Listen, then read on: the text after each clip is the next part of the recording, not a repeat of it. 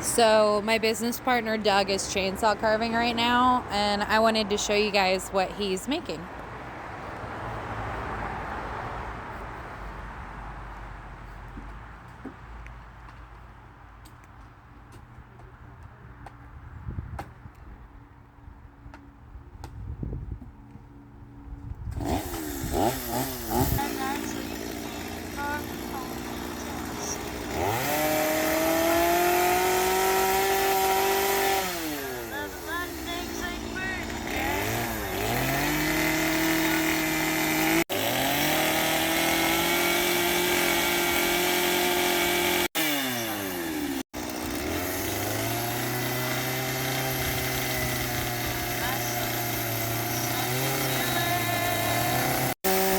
He's making a blue heron.